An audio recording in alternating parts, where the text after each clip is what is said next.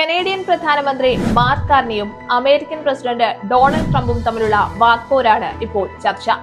ദാവോസിൽ നടന്ന സാമ്പത്തിക ഉച്ചകോടിയിൽ തുടങ്ങിയ തർക്കം ഇപ്പോൾ കാനഡയുടെ നിലനിൽപ്പിനെ കുറിച്ചുള്ള ആശങ്കകളിലേക്കും പരസ്യമായ വെല്ലുവിളികളിലേക്കുമാണ് നീങ്ങുന്നത്.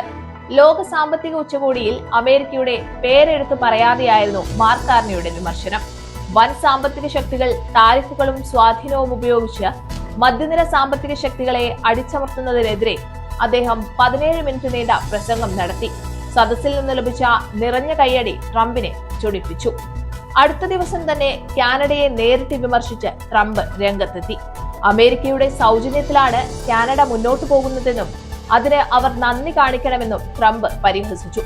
ഇതിന് ക്യൂബക്കിൽ വെച്ച് കാർണി ശക്തമായ മറുപടി നൽകി.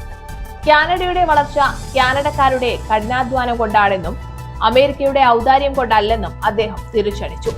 കാർണിയുടെ പ്രതികരണത്തിന് പിന്നാലെ ട്രംപ് ഉന്നയിച്ച പുതിയ ആരോപണങ്ങൾ ഏറെ ഗൗരവകരമാണ്. വടക്കേ അമേരിക്കയുടെ സുരക്ഷയ്ക്കായുള്ള ഗോൾഡൻ ടോം പദ്ധതിയിൽ കാനഡ സഹകരിക്കുന്നില്ലെന്ന് ട്രംപ് കുറ്റപ്പെടുത്തി. ഇത് കാനഡയുടെ ഭാവി സുരക്ഷയെ അപകടത്തിലാക്കും. കാനഡ ചൈനയുമായി പുലർത്തുന്ന അതിരുവിട്ട വ്യാപാര ബന്ധം വലിയ അപകടമാണെന്ന് ട്രംപ് മുന്നറിയിപ്പ് നൽകി. ഇതേ നില തുടർന്നാൽ 1 വർഷത്തിനുള്ളിൽ ചൈന കാനഡയെ പൂർണ്ണമായി വിഴുങ്ങുമെന്ന വിചിത്രമായ വാദവും അദ്ദേഹം ഉയർത്തി. ഏറ്റവും അടുത്ത അയൽ രാജ്യങ്ങളും വ്യാപാര പങ്കാളിയുമായ അമേരിക്കയും കാനഡയും തമ്മിലുള്ള ഈ രൂക്ഷമായ തർക്കം ലോകക്രമത്തിൽ തീർച്ചയായും ആശങ്കകൾ സൃഷ്ടിക്കുന്നുണ്ട്.